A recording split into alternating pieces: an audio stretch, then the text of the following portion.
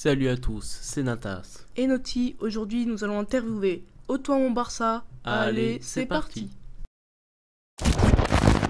Alors aujourd'hui nous allons interviewer Ô-toi mon Barça, un youtubeur de 26 800 abonnés sur YouTube et 494 abonnés sur Instagram. Alors pour commencer, pourquoi ce nom de chaîne ? Alors salut tout le monde, merci pour l'invitation. Alors on va commencer tout de suite. Pourquoi tu as appelé ta chaîne Ô-toi mon Barça? Ceux qui me connaissent bien le savent, à la base Ô-toi mon Barça c'est pas une chaîne YouTube, c'est une page Facebook que j'ai créée depuis 2-3 ans. YouTube c'est assez récent, environ un petit peu moins d'un an, environ 10 mois. J'aime pas toutes les chaînes et pages Facebook qui s'appellent Barça France, Barcelone Info, Actu France. C'est quelque chose qui est assez impersonnel. C'est pas assez chaleureux, tu vois. Moi je cherchais quelque chose assez qui sonnait mieux, tu vois, plus familial. Et puis voilà, j'ai trouvé que Ô-toi mon Barça, ça allait plutôt bien. Et pareil pour le logo. Les logos où tu reprends le Barça et tu changes un petit truc sur le blason, tu mets un petit peu le drapeau de France. C'est bien, je dis pas le contraire, je respecte ceux qui le font, mais ça me ressemble pas. Et je suis assez fier de ce nom de chaîne, Ô-toi mon Barça, avec ce logo que j'ai réussi à créer. Alors toi qui es un grand fan du Barça, est-ce que tu peux nous dire quand a commencé ta grande histoire d'amour avec le FC Barcelone? Alors depuis combien de temps ton histoire d'amour a commencé avec le Barça? Depuis 13 ans, en 2007, depuis que Thierry Henry est venu, car à la base je suis vraiment un très gros fan de Thierry Henry.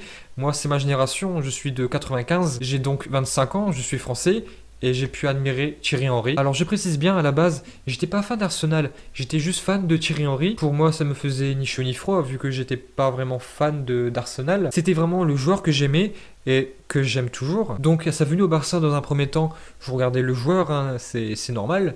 Et petit à petit, et même quand il est parti, j'ai regardé de plus en plus le Barça, je suis tombé amoureux de la philosophie, du style de jeu, de Messi tout simplement. Tiens, regarde la preuve. J'ai donc commencé vraiment à aimer le Barça en 2008, mais là où vraiment ça a tout changé pour moi, c'est l'époque de Guardiola, l'époque où ils ont tout gagné, la première Ligue des Champions, gagnée sous l'ère de Pep en 2009. Mais voilà, ça fait vraiment 11 ans que je ne loupe pas un seul match du Barça. Et quels sont tes meilleurs souvenirs dans l'univers du foot ? J'ai deux gros souvenirs. C'est forcément la Coupe du Monde en 2018, la deuxième étoile. Et après, je pense que ça, je vais le mettre en premier. Et je pense pas que ça va pouvoir être détrôné un jour. C'est la fois où j'ai vu Messi brandir son 6e ballon d'or. J'y étais, il y avait 100 000 personnes, peut-être 500 millions de personnes qui voulaient admirer ça. Et j'ai réussi à y aller. C'était la première fois où je voyais un match du Barça. C'était au Camp Nou. Messi a marqué 3 buts, le Barça en a mis 5. Une très belle soirée. Et je l'ai vu brandir son 6e ballon d'or. Alors quels sont tes pires souvenirs sur YouTube? Mon pire souvenir dans le foot, j'en ai pas. Pour moi, tout se passe très bien, non. Ça fait un peu moins d'un an que la chaîne est créée. J'ai bientôt les 30 000 abonnés. J'ai une très bonne fanbase. J'ai pas toujours énormément de vues, mais j'ai toujours un très bon pourcentage. Non, aucun mauvais souvenir. Alors quels sont tes meilleurs matchs que t'aies vus ? J'ai deux matchs qui me viennent vraiment à l'esprit. C'est en 2006, France-Brésil, le match de Zidane. Moi j'avais 11 ans, mais c'était tellement beau que je m'en souviens parfaitement. Et après, je pense bien que c'était le Barcelone-Manchester United en 2011, la deuxième fois qu'ils s'affrontaient en 2 ans. Ce match pour moi, c'était l'apogée du beau jeu de l'ère Guardiola. Le trio offensif, Messi, David Villa et Pedro. Pour moi, c'était moins flamboyant que la MSN, mais le collectif était meilleur. Et pareil pour Iniesta, Busquets et Xavi, ils étaient au sommet, tu pouvais pas faire mieux en fait. Donc pour moi, c'était le meilleur match du Barça. Alors est-ce qu'il t'est déjà arrivé de passer des heures à faire des montages pour au final ne pas sortir la vidéo? Alors non, mais par contre, il y a une autre petite merde qui m'est arrivée, c'est que j'avais passé des heures à faire une vidéo, en collab en plus avec mon ami Michael de la chaîne TMF. J'avais passé plusieurs heures à la faire et le lendemain matin, je voulais finir le montage et j'ai fait une grosse connerie sur mon ordinateur. Je l'ai supprimé et j'ai même tout supprimé ce qu'il y avait sur mon ordi. Mais heureusement, la veille, j'avais acheté un disque dur et j'ai réussi à tout remettre dedans, donc la veille. Et la seule chose qu'il n'y avait pas dedans, c'était la vidéo que j'avais presque terminée. Et j'ai dû tout recommencer. Super. Alors comme tu es fan du Barça, tu suis la Liga, mais est-ce que tu suis d'autres championnats ? Alors, on va faire très simple.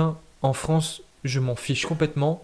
En Angleterre, pareil. Il y a que, pour moi, il n'y a que le Barça qui compte en club. Tu peux me mettre le Barça contre Lyon, Lyon que j'aime, c'est un club que j'apprécie. Pareil, aller pour Benfica, etc. Mais à partir du moment où tu me mets Barcelone en face, je m'en fiche complètement du reste. Et surtout que je déteste Paris, donc on va pas faire photo. Moi, si tu mets Barça contre Paris, je souhaite que le Barça explose Paris. Alors, vu que tu es français, mais que tu es fan d'un club espagnol, est-ce que tu suis quand même la Ligue 1? Est-ce que je regarde la Ligue 1? Donc forcément un petit peu, je vais regarder les grosses affiches, Lyon, Paris, Marseille, peut-être même Monaco.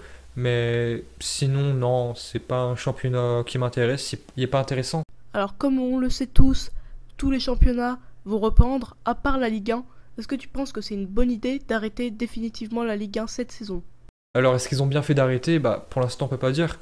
Pour l'instant, les fans français râlent beaucoup parce que c'est le seul championnat quasiment qui pourrait pas reprendre, comparé à la Bundesliga, la Liga qui va reprendre très bientôt. Mais peut-être qu'on va déchanter. Peut-être qu'au Barça, même s'il y a encore, ça sera encore du huis clos, peut-être qu'il y aura des cas qui vont s'avérer. Là, peut-être que l'Espagne va déchanter et que du coup la Ligue 1 va se dire ah bah on a eu raison. Mais pour l'instant, tu vois, on peut pas dire. Alors que Antoine Griezmann ne fait pas une saison folle au FC Barcelone, est-ce que tu penses que Griezmann va partir cet été? Et est-ce que tu penses que ce serait une bonne chose que Griezmann parte du Barça? Griezmann, on va faire clair, net et précis, il partira pas cet été. Il a un salaire de 18 millions d'euros. Je pense que c'est le 2, voire 3e meilleur salaire. Et lui, il voudra pas partir. C'était son but d'y aller. Et au bout d'un an, non, tu pars pas. Et moi, je vais vous dire franchement, je le dis depuis très longtemps, si Griezmann serait venu l'été d'avant, les choses se seraient beaucoup mieux passées pour lui. Et donc là, il n'est pas en grande réussite. Mais c'est pas de sa faute, c'est le collectif. Griezmann, c'est pas un joueur qui va porter l'équipe. Donc ok, il a fait un petit peu en équipe de France, un petit peu avec, même beaucoup avec Madrid. Mais le Barça, c'est pas pareil. Griezmann au Barça, il peut juste sublimer le jeu, un gros joker en fait. Et si le collectif est moins bien, bah Griezmann est moins bien. Et on finit toujours les interviews par cette question.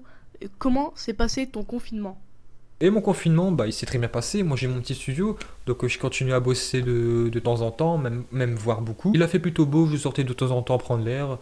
Et puis voilà. Merci tout le monde de m'avoir écouté. J'espère que vous allez vous abonner à cette chaîne et bombarder les pouces bleus. Donc voilà, la vidéo touche à sa fin. J'espère qu'elle vous aura plu. En tout cas, un grand merci à Autant Mon Barça d'avoir accepté de faire cette interview. Donc si vous le connaissez pas encore, sa chaîne est dans la description. Allez vous abonner. Donc voilà, pour ceux qui sont fans du FC Barcelone, ça devrait beaucoup vous intéresser. Donc nous, on vous dit à samedi à 15h30 pour suivre Leverkusen Bayern de Munich. Donc c'était Nata Et Noti, et nous vous dit ciao.